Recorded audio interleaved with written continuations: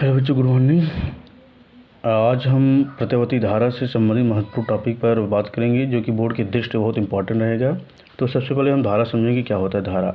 आवेश प्रवाह की दर को हम धारा कहते हैं। धारा दो प्रकार का होता है, दिष्ट धारा और प्रत्यावर्ती धारा। दिष्ट धारा किसे कहते हैं? तो ऐसी धारा जो समय के साथ जिसका परिमाण और दिशा लगातार नियत बना रहता है, उसे हम दिष्ट धारा कहते हैं। ठीक। दूसरा है प्रत्यावर्ती धारा। ऐसी धारा जिसका परिमाण व दिशा समय के साथ लगातार बदल रहा हो तथा एक निश्चित समय के पश्चात उसी दिशा और उसी परिमाण के साथ उसकी पुनरावृत्ति होती है, उसे हम प्रत्यावर्ती धारा कहते हैं। जिसे इस ग्राफ से समझेंगे। ठीक। जैसे यहाँ से धारा स्टार्ट हुआ, देखिए ये जो लाइन की लंबाई है, ये धारा के परिमाण की बात करता है। जैसे जैसे हम आगे बढ़ रहे हैं, इसका लंबाई बढ़ रही है, यानी परिमाण का मान बढ़ रहा है धीरे धीरे। फिर यहाँ मैक्सिमम हो गया, फिर इधर आने पर फिर इसकी लंबाई घटने लगी, यानी परिमाण घट रहा है। ठीक। फिर दूसरी दिशा में फिर इसकी परिमाण बढ़ता जाता है, फिर मैक्सिमम होता है, फिर घटता जाता है। और इस ग्राफ के किसी बिंदु पर खींची गई स्पर्श रेखा जो होती है वह धारा की दिशा को व्यक्त करती है। जैसे यहाँ पर जब धारा पहुँचता है, धारा का डायरेक्शन इधर होता है, यहाँ पर तो हम कह सकते हैं कि देखिए लगातार इसका परिमाण और दिशा लगातार बदल रहा है। फिर यहाँ पर पहुँचने पर फिर उसी दिशा उसी परिमाण के साथ इसकी पुनरावृत्ति यानी रिपीट होती है। ठीक। तो ऐसी धारा को हम लोग क्या कहते हैं? प्रत्यावर्ती धारा। अब आगे देखेंगे, यहाँ पर देखिए I बराबर I not sine omega T है, V बराबर V not sine omega T. ठीक। I बराबर I not sine omega T, V बराबर V not sine omega T. इसे हम ताक्षणिक मान कहते हैं। ताक्षणिक मान उस मान को कहते हैं अत्यंत कम समय पर प्राप्त किया गया धारा का मान ताक्षणिक मान कहते हैं। या इस ग्राफ की किसी बिंदु पर अगर धारा का मान निकालना हो तो हम ताक्षणिक मान की सहायता से निकालेंगे। जैसे सपोज यहाँ पर निकालना हो तो यहाँ पर टाइम क्या है? T/2 है। टाइम क्या है? T/2। तो यहाँ पर हम ओमेगा का स्थान पर देखो I बराबर I not sine omega, small T मान T/2 रखेंगे और ओमेगा का मान क्या रखेंगे? फिर 2π/2। देखिए sign 2π capital T into T/2। तो टी कैंसिल और ये दो साइन पाई का मान 0। ठीक। इसलिए यहाँ पर धारा का मान क्या होता है? 0 हो जाता है। इसी प्रकार प्रत्यावर्ती बोल्टता का भी यही होता है। अब आगे देखिए प्रत्यावर्ती धारा या बोल्टता से संबंधित कुछ पद परिभाषा। देखिए नंबर 1 शिखर मान। शिखर मान देखिए किसे कहते हैं? यहाँ पर देखिए धारा का मान लगातार बढ़ता गया, यहाँ पर सबसे मैक्सिमम हो जाता है। इसी मैक्सिमम पॉइंट को हम प्रत्यावर्ती धारा का शिखर मान कहेंगे या प्रत्यावर्ती बोल्टता का शिखर मान कहेंगे। ठीक। यहाँ परिभाषा देखिए, प्रत्यावर्ती धारा की किसी भी दिशा में, चाहे इस दिशा में चाहे इस दिशा में, जो अधिकतम वैल्यू होती है, ठीक, उसे हम प्रत्यावर्ती धारा या बोल्टता का शिखर मान कहते हैं। चक्र किसे कहते हैं? ध्यान से देखिए, प्रत्यावर्ती धारा एक दिशा, ये देखो ये पहली दिशा है यानी धनात्मक दिशा, ये दूसरी दिशा यानी ऋणात्मक दिशा। चक्र किसे कहते हैं? देखिए प्रत्यावर्ती धारा जो है कि एक दिशा में 0 से मैक्सिमम, फिर मैक्सिमम से 0 तथा दूसरी दिशा में 0 से फिर मैक्सिमम से 0 तक पहुँचना एक चक्र कहलाता है। ठीक। फिर से प्रत्यावर्ती धारा की एक दिशा में 0 से मैक्सिमम से 0 तथा दूसरी दिशा में 0 से मैक्सिमम, फिर मैक्सिमम से 0 तक पहुंचना एक चक्र कहलाता है। आवर्तकाल किसे कहते हैं? ध्यान से समझिए, एक चक्र को पूरा करने में लिए गए समय को हम आवर्तकाल कहते हैं। ठीक। इसे हम कैपिटल T से प्रदर्शित करते हैं। मान लीजिए कि किसी जनरेटर के भीतर जो कुंडली होती है उसका घूमने यानी कुंडली, ठीक, कुंडली जैसे ऐसे कोई कुंडली है, अगर इसका घूमने का कोणीय वेग ओमेगा हो तो उससे उत्पन्न होने में प्रत्यावर्ती धारा का आवर्तकाल T बराबर होता है 2π/ओमेगा। ठीक। अब आवृत्ति किसे कहते हैं? आवृत्ति जैसे कि 1 सेकंड में लगाए गए चक्रों की संख्या को आवृत्ति कहते हैं। जैसे हमारा ये पेंसिल 1 सेकंड में 1 2 3 चक्कर लगा दे रही है, जिससे हमारे पेन की फ्रीक्वेंसी क्या हुआ? 3 हर्ट्ज हुआ, यानी 3 चक्कर प्रति सेकंड। ठीक। अब इसे स्मॉल f से प्रदर्शित करते हैं। आवृत्ति बराबर होता है 1 बटा आवर्तकाल, यानी आवृत्ति होता है आवर्तकाल का उल्टा होता है, इसलिए आवृत्ति को f से लिखते हैं। तो यह बराबर 1 बटा टी, फिर f बराबर यहाँ से हम t का मान 2π/ओमेगा यहाँ रख देंगे, तो फिर f बराबर क्या हो जाएगा? ओमेगा/2π। आवृत्ति की मात्रक होता है चक्कर प्रति सेकंड या हर्ट्ज होता है। ठीक। अब देखिए नोट, कुछ विशेष एक्स्ट्रा बात देखिए, हमारे भारत के घरों में जो उपयोग होने वाली प्रत्यावर्ती धारा की आवृत्ति 50 हर्ट्ज होती है। 50 हर्ट्ज होने का मतलब ये हुआ कि अगर प्रत्यावर्ती धारा किसी परिपथ में एकांतर क्रम में 50 हर्ट्ज का मतलब एकांतर क्रम में, यानी एक बार पॉजिटिव दिशा में, फिर दूसरी बार नेगेटिव दिशा में, फिर पॉजिटिव दिशा में, फिर नेगेटिव दिशा में, इस प्रकार के प्रवाह को एकांतर क्रम कहते हैं। तो यानी कि 1 सेकंड में 50 बार एक दिशा में और फिर ये 50 बार दूसरी दिशा में प्रवाहित होती है। ठीक।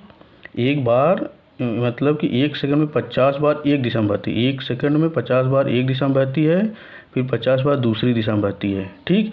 और क्या होता है, अर्थात धारा का मान 1 सेकंड में 100 बार शून्य होती है। देखिए क्यों, क्योंकि 1 सेकंड में एक चक्कर में धारा का मान 2 बार शून्य होती है, यहाँ पर फिर यहाँ पर, ठीक। ये 50 हर्ट्ज होने का मतलब यही हुआ है, मतलब कि 1 सेकंड में एकांतर क्रम में 50 बार एक दिशा में बहती है, 50 बार दूसरी दिशा में। हम कह सकते हैं धारा का मान 1 सेकंड में 100 बार शून्य होती है। देखिए एक बार यहाँ पर शून्य रही है, एक बार यहाँ पर, दूसरी चक्कर में यहाँ पर शून्य, फिर यहाँ पर शून्य, तीसरी चक्कर यहाँ पर शून्य, फिर यहाँ पर शून्य, ठीक। तो इस प्रकार जब घरों में 50 हर्ट्ज आवृत्ति की धारा बल्ब में प्रवाहित होती है तो वह बल्ब 100 बार बुझता है और 100 बार जलता है, लेकिन हमारी दृष्टि निर्बंधता के कारण वह मुझे लगातार चमकीली दिखाई देती रहती है। और दृष्टि निर्बंधता का मान कितना होता है, 1/10 सेकंड। यानी यदि कोई परिवर्तन, यदि हमारे आँख से कोई परिवर्तन 1/10 सेकंड से कम समय ले रहा है तो वह परिवर्तन मुझे नहीं दिखाई देगी। अगर 1/10 सेकंड से ज़्यादा समय ले रहा है तो वह परिवर्तन मुझे दिखाई देगी, ठीक। अब आगे आता है माध्यमान अथवा औसत मान किसे कहते हैं, ध्यान से समझेंगे। माध्यमान या औसत मान, देखिए जैसे धारा यहाँ से लगातार बढ़ रही, फिर यहाँ मैक्सिमम होगा, फिर घट रही है, यानी कि 0 से T/2 समांतराल के बीच औसत धारा का मान कितना प्रवाहित हुआ। तो इस धारा का मान निकालने के लिए हम औसत शब्द का प्रयोग करते हैं, इसलिए औसत मान या माध्यमान करते हैं। तो औसत मान या माध्यमान कैसे निकालते हैं, यानी इस समांतराल के दौरान प्रवाहित कुल आवेश बटे उस समांतराल के अनुपात को हम क्या कहते हैं, औसत मान या माध्यमान। तो औसत मान को हम IAB से लिखते हैं। तो IAB बराबर क्या हो जाएगा, कुल आवेश, यानी उस समांतराल के दौरान प्रवाहित कुल आवेश बटे कितना समांतराल लगा, T/2। इसका मतलब कुल आवेश कितना हुआ, 0 से T/2 तक आवेश प्रवाहित हुआ है। और Q बराबर IDT, Q बराबर क्या होता है, IDT बटे T/2। देखिए यही फार्मूला लिखा गया है, 0 से T/2 IDT बटे T/2, ठीक। अब देखिए जहाँ I क्या है, धारा का ताक्षणिक मान है, I क्या है, धारा का ताक्षणिक मान। ताक्षणिक मान यहाँ से पहले मैं बता चुका हूँ।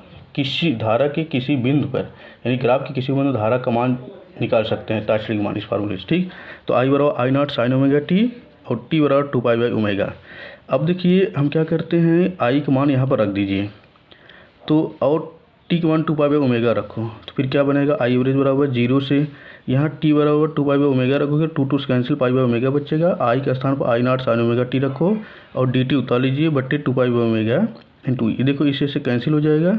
फिर क्या देखिए ओमेगा को बाहर कर दिए, ω/π, फिर 0 से π/ω I0 sin ωt dt। फिर I एवरेज बराबर क्या हो जाएगा, और देखो ω/π, यहाँ I0 कांस्टेंट बाहर कर दिया, ठीक। यहाँ पर फिर क्या बचेगा, sin ωt के समाकलन क्या होता है, माइनस में cos ωt/ω, ठीक। अब देखिए ये ω से कैंसिल हो जाएगा। फिर अब इस माइनस को ख़त्म करने के लिए मैंने लिमिट को चेंज कर दिया, यानी इसको नीचे इसको ऊपर कर दिया, ठीक। अब एक बार अपर लिमिट को मान रखेंगे, माइनस करके लोअर लिमिट अपर और स्मॉल टी का स्थान रखेंगे। तो cos यहाँ 0 रखेंगे, 0 हो जाएगा, माइनस cos, फिर ω, स्मॉल टी का स्थान π/ω रखो, ω कैंसिल, cos π बचा। अब cos π -1 होता है, -1 इसको प्लस कर देगा, 1 2 यानी।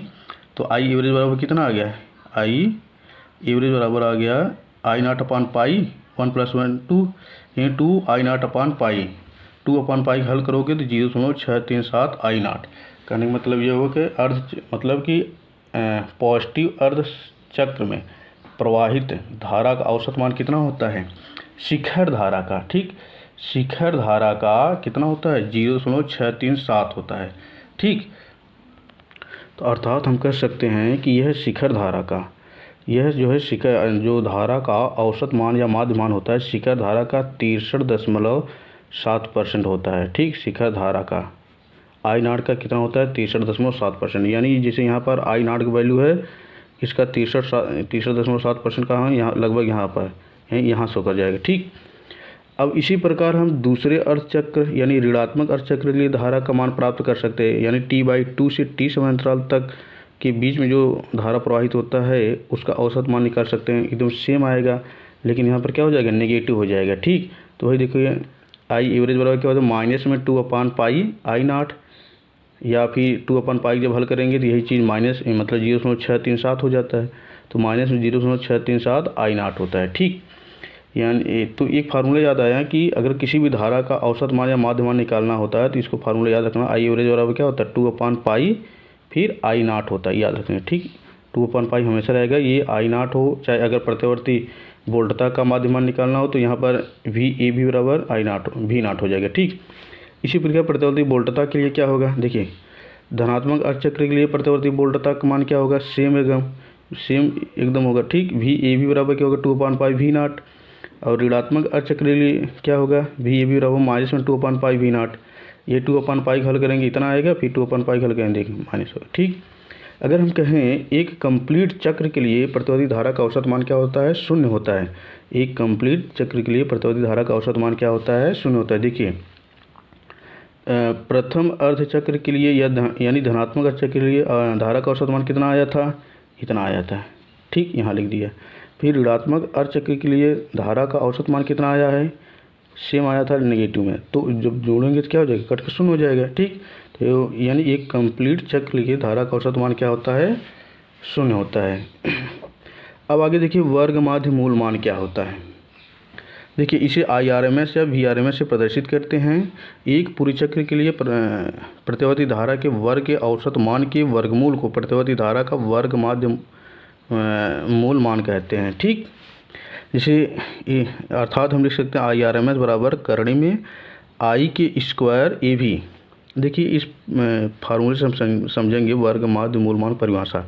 देखिए ये है क्या, प्रतिवर्ती धारा है, प्रत्यवर्ती धारा के वर्ग के औसत मान के क्या, प्रत्यवर्ती धारा के ये स्क्वायर को हम वर्ग बोलते हैं, प्रत्यवर्ती धारा के वर्ग के औसत मान के, और करणी बोलते हैं वर्गमूल, औसत मान के वर्गमूल को प्रत्यवर्ती धारा का वर्ग माध्य मूल मान कहते हैं। ठीक, अब यहाँ से हम IAV निकालेंगे, क्या निकालेंगे, IAV। ठीक, IAV निकालने के लिए हम पहले पीछे जान चुके हैं, तो IAV बराबर हम पहले पढ़ चुके हैं 0 से T/2 I dt बटे T/2।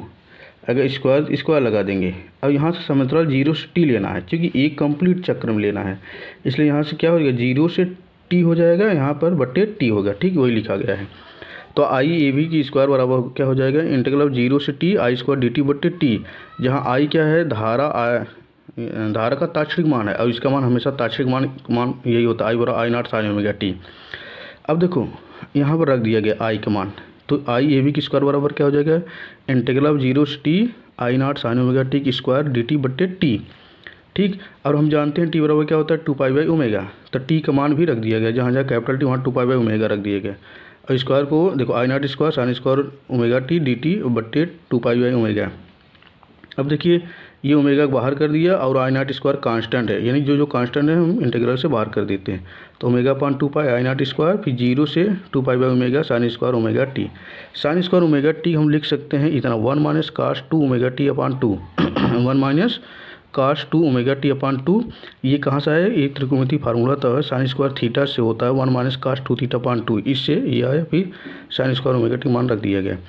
अब देखो sign square omega T D T का स्थान क्या रखा गया है, 1 माइनस cos 2 ओमेगा टी रख दिया गया। अब देखो 2 को मैं बाहर कर दिया तो क्या ω/4π I नॉट स्क्वायर, यहाँ पर क्या बचेगा 1 माइनस cos 2 ओमेगा टी। ठीक, यहाँ पर क्या बचेगा 1 माइनस cos।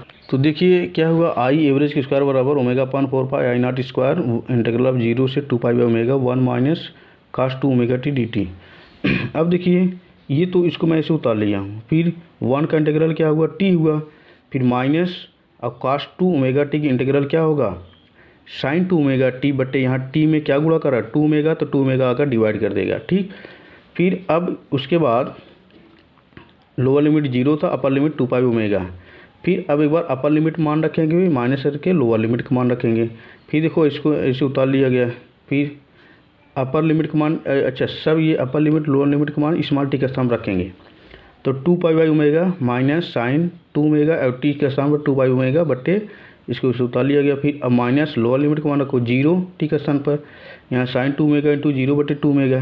फिर क्या हुआ, फिर इसको ऐसे उतार लिया, फिर 2π/ω माइनस ये ओमेगा से ओमेगा कैंसिल, 2 दूनी 4 यानी 4π बटे 2 ओमेगा। फिर देखो ये 0, यहाँ साइन 0 का मान 0, यानी ये सब 0 हो जाएगा, और साइन 4π का मान भी 0, यानी इसको भी 0 ही खाली ये बचेगा।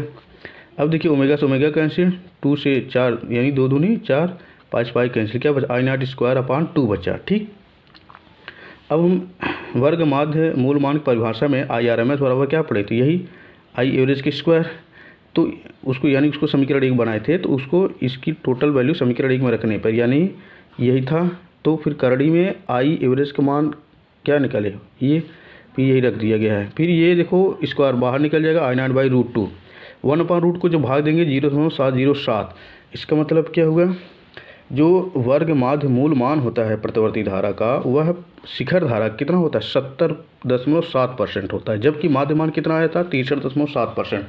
अब इन दोनों में ज़्यादा कौन होता है, याद रखिएगा दोनों में वर्ग माध्य मूल मान ही अधिक होता है माध्य मान से। इसी प्रकार प्रतिवर्ती वोल्टता के लिए भी निकाल सकते हैं, सेम फार्मूला प्रयोग करके हम इसका मान भी निकाल सकते हैं। जैसे जैसे इसको मैं लाया हूँ ठीक वैसे, हाँ जहाँ पर I0 वहाँ पर क्या हो जाएगा V0 होगा, ठीक। तो VRMS बराबर क्या होगा V0/√2, हल करेंगे तो यही आएगा, ठीक। ये VRMS है। तो यहाँ पर इंपॉर्टेंट पॉइंट देखिए आई एवरेज का मान इतना आया था, IRMS का मान इतना होता है, तो दोनों मिलाकर ये कहना चाहता हूँ कि IRMS का मान हमेशा आई एवरेज से ज़्यादा, यानी वर्ग माध्य मूल मान जो होता है माध्य मान से हमेशा अधिक होता है। प्रतिवर्ती वोल्टता को मापने के लिए अमीटर वोल्टमीटर IRMS VRMS को मापते हैं, यानी कि जब भी किसी प्रतिवर्ती सर्किट में अगर कोई अमीटर या वोल्टमीटर लगा रहता है तो वो क्या मापता है, धारा का वर्ग माध्य मूल मान या वोल्टता का वर्ग माध्य मूल मान मापते हैं, ठीक। हमारे घर में प्राय 220 वोल्ट और 50 हर्ट्ज के प्रतिवर्ती धारा सप्लाई होती है। इसका मतलब ये हुआ कि जो ये 220 वोल्ट लिखा होता है यह क्या होता है, प्रतिवर्ती वोल्टता का वर्ग माध्य मूल मान, यानी कि ये VRMS ही लिखा रहता है, याद रखें क्या लिखा रहता है, VRMS का ही मान होता है, ठीक। देखो अगर किसी सर्किट में प्रतिवर्ती धारा कोई परिपथ है, अगर वहाँ पर लगे हुए वोल्टमीटर में 220 वोल्ट लिखा है यानी VRMS लिखा है, VRMS का मान कितना है 220 वोल्ट, पूछा जाए धारा का प्रतिवर्ती वोल्टता का शिखर मान क्या होगा, तो शिखर मान हम यहाँ से निकालेंगे, ठीक। तो जैसे VRMS बराबर क्या होता है V0/√2, तो यहाँ V0 बराबर क्या हो जाएगा करड़ीम 2 गुणे VRMS, फिर करड़ीम 2 गुणे VRMS का मान यहाँ पर कितना है 220 वोल्ट, ठीक 220 वोल्ट। अब करड़ीम 2 गुणे 220 वोल्ट हल करेंगे तो 311 आएगा। इसका मतलब ये हुआ कि जो AC है, जो AC परिपथ है, जो वोल्टमीटर में 220 वोल्ट बता रहा है, एक समय वह क्या करंट वोल्टेज कितना हो जाता है 311, कितना होगा 311 वोल्ट, ठीक। यानी कि अगर कोई व्यक्ति AC परिपथ को टच करता है तो उसको 311 वोल्ट से झटका देगा, ठीक। जबकि यही अगर DC होता है 220 वोल्ट से ही झटका देता है, इसलिए AC जो है DC से ज़्यादा खतरनाक होता है, समझा इतना। अब आगे देखिए, इसे हम प्रभावी मान अथवा आभासी मान यानी वर्ग माध्य मूल मान को प्रभावी मान या आभासी मान कहते हैं। तो IRMS या E इफेक्टिव यानी प्रभावी मान, I वर्चुअल आभासी मान I0/√2, यही प्रतिवर्ती अगर वोल्टता होगा तो VRMS बराबर क्या होगा V इफेक्टिव, V बराबर V वर्चुअल, ठीक, बराबर V0/√2। अब देखिए कला किसे कहते हैं, प्रतिवर्ती धारा वोल्टता के समीकरण में जो V बराबर V0 sin ωt होता है, I बराबर I0 sin ωt, ये जो साइन का गुणांक होता है वही क्या होता है प्रतिवर्ती वोल्टता धारा की कला कहलाता है। जैसे यहाँ देखिए समय t पर वोल्टता की कला क्या है ωt, या समय t पर धारा की कला क्या है ωt, ठीक। अगर समीकरण इस प्रकार होगा I बराबर I0 sin ωt plus phi, तो यहाँ पर कला क्या हो गया ωt प्लस फाई हो गया, ठीक, ωt प्लस फाई, जहाँ समय t पर धारा की कला क्या है ωt प्लस फाई। रूप गुणांक किसे कहते हैं, इसे कैपिटल F से प्रदर्शित करते हैं, और यह बराबर क्या होता है जो है कि प्रतिवर्ती धारा का वर्ग माध्य मूल मान तथा प्रतिवर्ती धारा का औसत मान के अनुपात को हम क्या कहते हैं रूप गुणांक कहते हैं। और रूप IRMS का मान कितना होता है I0/√2 बटे I एवरेज का मान कितना होता है 2I0/पाई। तो जब पूरा हल करेंगे तो क्या आएगा π/2√2। देखो I0 से I0 कैंसिल और ये पाई ऊपर चला जाएगा √2 के पास, π/2√2 जब इसको हल करेंगे 1.11, ठीक। तो ये ख़त्म हुआ। और इसके आगे आता है जब परिपथ में शुद्ध प्रतिरोध हो, शुद्ध प्रेरण हो और शुद्ध धारिता हो, तो नेक्स्ट वीडियो में बनाया जाएगा। और इससे संबंधित न्यूमेरिकल हम नेक्स्ट वीडियो में करेंगे, ठीक। धन्यवाद।